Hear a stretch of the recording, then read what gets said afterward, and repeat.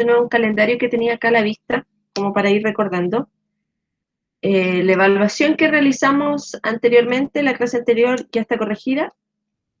Envíen los puntajes para que revisen.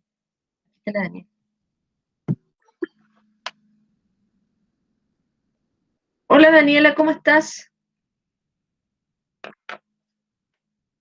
Hola Dani, ¿cómo estás?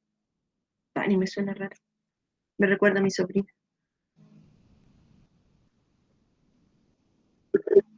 Daniela, tengo una duda contigo. ¿Tú resolviste la evaluación que tuvimos en la clase anterior?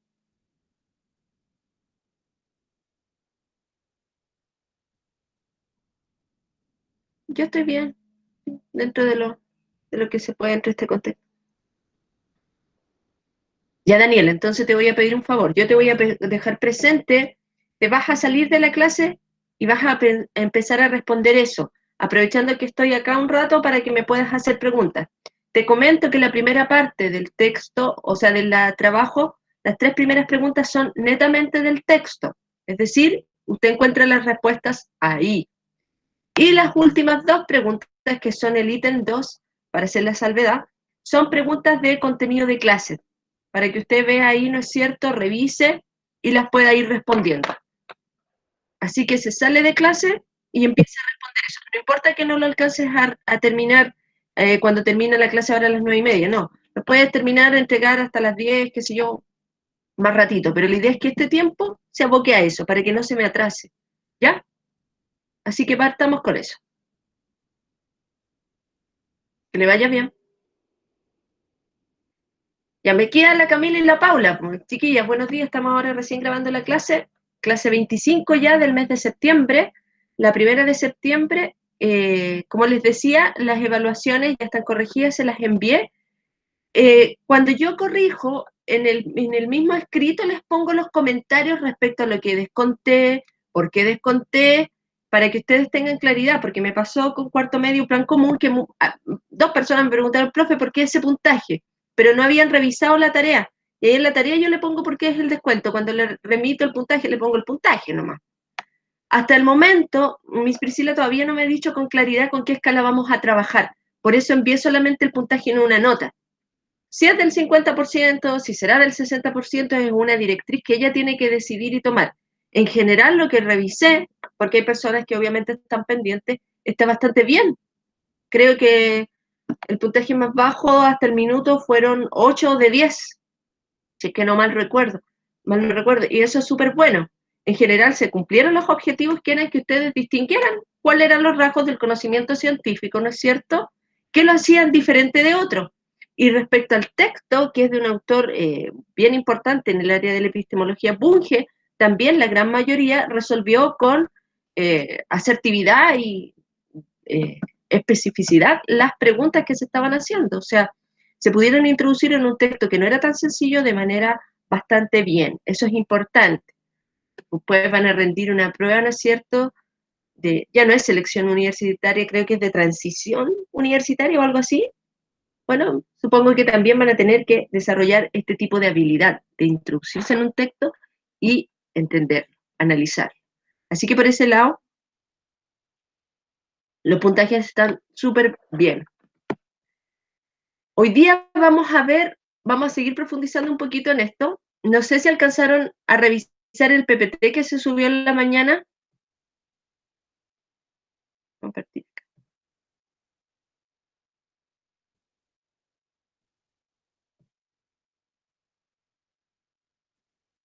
¿Alcanzaron? ¿Qué me dice alguien? La verdad es que no me dice. Ya, no me dice. Lo vamos a revisar ahora. Así que vamos a ir viendo ciertas cosas que son importantes para que ustedes vayan manejando. Hoy día vamos a trabajar con un autor que también está en el área de la epistemología, que se apellida Kuhn. Y el objetivo de la clase está relacionado con lo que ya estamos conversando, que es que ustedes reconozcan rasgos del conocimiento científico como resultado de una práctica intelectual sistemáticamente desarrollada. Es decir, el conocimiento científico lleva, ¿no es cierto?, un método en el cual se ha ido desarrollando de manera ordenada. ¿Quién es este señor? Él es Thomas Kuhn. Él establece, ¿no es cierto?, un modelo de cómo el conocimiento científico se va dando en el desarrollo histórico, por decirlo de alguna manera. Él dice, ¿no es cierto?, que el estudio histórico es necesario entender cómo se han desarrollado las teorías científicas para conocer por qué en ciertos momentos unas teorías han sido aceptadas y otras no. Vamos a parar acá un segundo porque necesito conectar mi computador. Espérame, mi gato.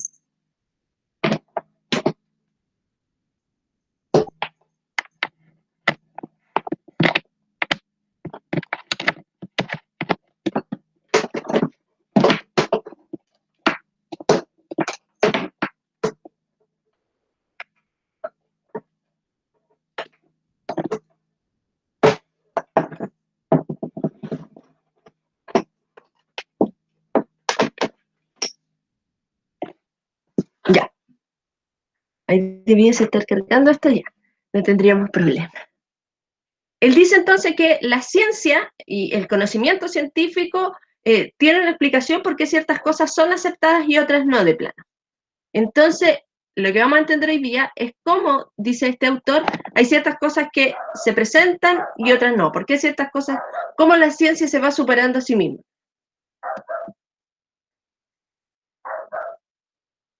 Para Kuhn, ¿no es cierto?, la ciencia es elaborada en el seno de una comunidad científica y no individualmente. Ya no existen estos como científicos locos que estaban aislados de, por ejemplo, los estudios que puede tener otra persona al respecto. La ciencia se hace como comunidad.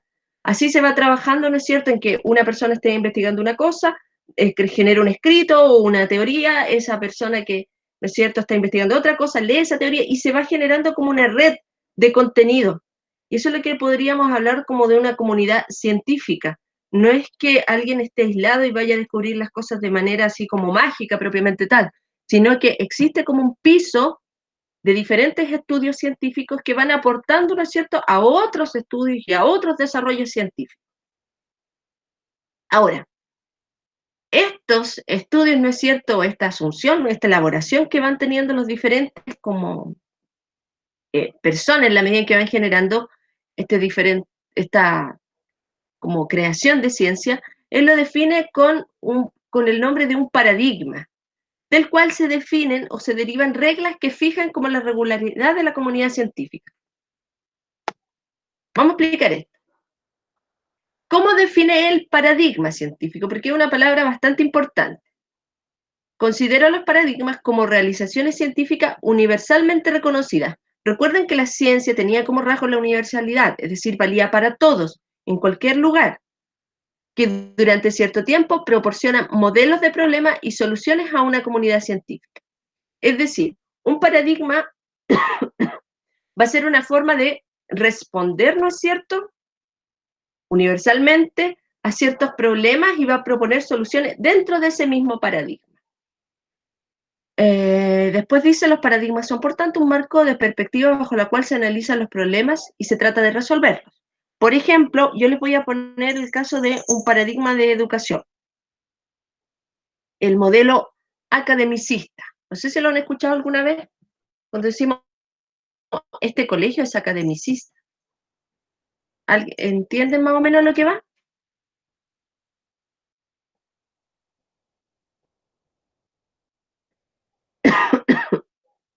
Académico, claro. Un colegio academicista es en el fondo un colegio que se preocupa netamente de lo académico y de las notas, de que los niños tengan buenos resultados en CIMSS y en PSU,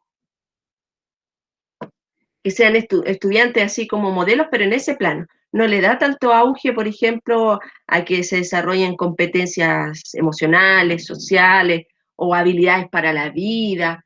Entonces, un modelo, ¿no es cierto?, de educación que se basa en esas competencias. Tiene que ver con el liderazgo, que usted alcance ciertas formas de asumir, ¿no es cierto?, la educación desde esa perspectiva. Bajo ese modelo, yo, en cierta medida, estructuro los estudiantes, bajo ese modelo también estructuro la forma de trabajo de los profesores, con el paradigma de un sistema academicista. Para Kuhn, eso no es cierto, ese modelo que estamos hablando como paradigma es lo que en cierta medida también puede regir a la ciencia. La ciencia trabaja con modelos que en el fondo con paradigmas, perdón, que en el fondo les sirven para encontrar ciertos referentes. Ahora, es importante distinguir que un paradigma es mucho más amplio que lo que se puede entender como un concepto y que una teoría. Un paradigma, acá dice, ¿no es cierto?, es lo que encapsula todo lo que puede venir dentro de una forma de actuar científica, en la cual entra la teoría, la metodología, las creencias que subyacen. Porque la ciencia también subyacen creencias que pueden estar a la base de querer descubrir ciertas cosas. Por ejemplo, Newton, que es reconocido como un gran científico, ¿no es cierto?, que descubrió la gravedad, tenía como creencia, o lo que él en cierta medida lo movía, era llegar a demostrar, ¿no es cierto?, la existencia de Dios, a partir de una forma que fuese más, entre comillas, más como objetiva, más científica. De hecho, tiene muchos escritos que son de carácter teológico. Y eso es una creencia. Los científicos creen también dentro de su interioridad, ¿no es cierto?, su subjetividad, ciertos principios, y eso también los mueve a investigar ciertas cosas más que otras. Ahora, para Kuhn, el paradigma es todo eso, involucra todo eso, incluso esas creencias que pueden ser subjetivas, también están dentro de un paradigma. ¿Y qué es lo que hace eso? Conforman una visión de mundo o una perspectiva de la vida y cómo funciona esto. A diferencia de una teoría que puede ser refutada, que puede ser más escueta, o de un concepto que puede ser mucho más eh, general y en cierta medida como más banal. Ahora, todos estos paradigmas, ¿no es cierto?, que en un minuto se instalan, van cayendo. Y eso es lo que hablábamos clases anteriores, que la ciencia no es algo acabado. Siempre se va verificando y se van generando como nuevas formas de hacer ciencia. No seguimos haciendo ciencia como en la Edad Media o como en la Antigüedad, ¿no es cierto?, que yo les decía que no, las personas ponían como una sanguijuela para que, entre comillas, le dieran como, le succionaran como la sangre que estaba enferma a la persona, ¿no es cierto?, y eso le hiciese recuperarse. No, han ido evolucionando, y eso dice Kuhn, que son paradigmas que se logran ir superando. ¿Cómo aparece eso? Él lo denomina a través de una revolución. El concepto de revolución siempre está relacionado con el hecho de destruir algo que está. La revolución es siempre la destrucción de un modelo en pos de otra cosa. Ahora, ¿qué es lo que pasa? Existe una ciencia normal, ¿no es cierto?, que está dada por una forma de entender la realidad, pero esa ciencia empieza a entrar en crisis en la medida en que no está logrando responder, ¿no es cierto?, ciertas problemáticas que se están presentando. Cuando no logra responder a esta crisis, aparece la revolución, que es la destrucción, y aparecen nuevas ideas que forman un nuevo paradigma. Aquí está la definición de la ciencia normal, ¿no es cierto?, que es lo que en cierta medida está dado dentro de la investigación de la comunidad científica. La crisis es cuando el paradigma, ¿no es cierto?, de esa ciencia normal no logra resolver todos los problemas y estos persisten, acumulándose. ¿Y qué es lo que pasa? Aparecen, ¿no es cierto?, respuestas a esta crisis, a estos problemas desde otro paradigma. Aquí, por ejemplo, les puse el caso de Nicolás Copérnico, que consiguió revolucionar las ciencias astronómicas con la publicación de su obra sobre la revolución de los cuerpos celestes, y después Galileo Galilei, ¿no es cierto?, aportó sobre las hipótesis de Copérnico. En el fondo, la revolución de ese tiempo que dio como una visión humanista del mundo fue que ya la Tierra, el Sol no giraba alrededor de la Tierra, sino que era la Tierra la que giraba alrededor del Sol. ¿Se dan cuenta?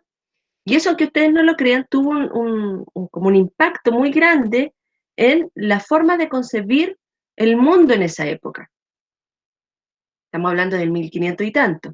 ¿Por qué? Porque antes, en esa época, se pensaba, ¿no es cierto?, desde una perspectiva teológica, que el hombre era la creación central de Dios, por ende la Tierra, ¿no es cierto?, todos los otros astros giraban alrededor de la Tierra, porque nosotros éramos la creación primordial.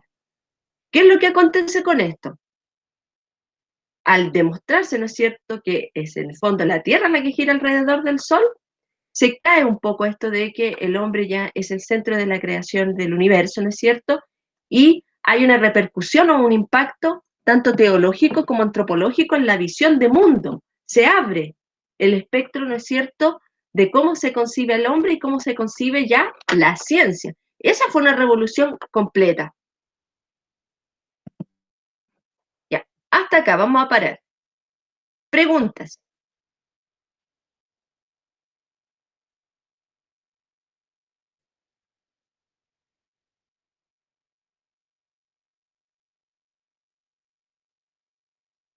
Camila, por el momento no, mis. Se fue la... Sigamos, ya poquito. Entonces, tenemos que tras la revolución comienza el nuevo ciclo y el nuevo paradigma que se ha instaurado, dando pie a una nueva ciencia normal. Entonces, siempre en la ciencia va a acontecer lo siguiente. Va a haber, ¿no es cierto?, según este autor, hay algunos que lo encuentran, ¿no es cierto?, un poco extremo y no están de acuerdo con su concepto de revolución. Siempre, ¿no es cierto?, va a haber un paradigma aceptado que va a resolver problemas. Sin embargo, cuando hay problemas que no se resuelven, van a empezar a surgir anomalías, que son estas cosas extrañas que la ciencia no está dando cuenta, se va a empezar a cuestionar, ¿no es cierto? Se va a producir una etapa de crisis y estancamiento en la cual se van a empezar a fisurar y a perder crédito las interpretaciones de esa ciencia. Entonces van a gestarse nuevas teorías que van a ser tal vez incompatibles con lo que se creía anteriormente, lo que va a forjar otro paradigma u otra forma de entender todas estas teorías, todas estas creencias, todos estos modelos, todos estos métodos. Va a ser una ruptura respecto a lo otro. Y eso va a gestar un nuevo ciclo de la ciencia. Pensemos, por ejemplo, en ciertos descubrimientos que han gestado también cambios de paradigma de ver las personas o entender las personas. Por ejemplo, antiguamente las personas vivían, no sé, hasta los 40 años, 50 años, a lo más 60, y era como ya muy longevo. En cambio, cada revolución científica, cada nuevo descubrimiento ha ido gestando, ¿no es cierto?, que la población cada vez viva más. Pero eso va generando otros problemas también, otras situaciones que eh, cuesta como resolverlas. Entonces, la pregunta que iba a aparecer acá, me parece, que iba a aparecer acá era la siguiente, o la actividad que íbamos a dejar planteada, era que ustedes, ¿no es cierto?, investigaran cortito a través de Google, ¿no es cierto?, en el teléfono, algunos de estos autores que rompieron como esquemas en formas de concebir los paradigmas anteriores. Aquí me faltaron mucho, pero en el fondo puse como los más relevantes, pero hay varios que se me escaparon. El año pasado yo trabajé esto con exposiciones. Los chiquillos de cuarto medio tuvieron que exponer en grupos de 2 y 3 personas. Sin embargo, ahora está como complicado hacer eso. No se me ocurrió como una forma de llevarlo a la plataforma. Pero es para que ustedes lo hagan ahora como tarea de clase. Y eso quedaría, ¿no es cierto?, después con la posibilidad de que lo demos como puntito para una futura evaluación o para que se acumule, ¿no es cierto?, al final del semestre y lo podamos dejar también para las evaluaciones que puedan tener menos, menos puntaje, como décima, podríamos decir de alguna manera. ¿Dudas hasta acá? Sí, solo una. Me faltó poner ahí. Solo una. Por ejemplo, hay una teoría de las cuerdas que es muy interesante, que no la puse ahí, que es como que esa teoría postula que el universo está vivo y que se mueve, así, como una meme, como raro. Es súper interesante. Pero los dejo con eso. No es necesario que la suban inmediatamente, si la terminan al tiro, genial, si no, puede estar para la próxima clase y yo le pongo el puntito, como lo hacíamos en clases presenciales. Ya chicas, dejamos acá entonces. Vamos a dejar de grabar. Cuídense mucho, espero que estén bien y nos vemos el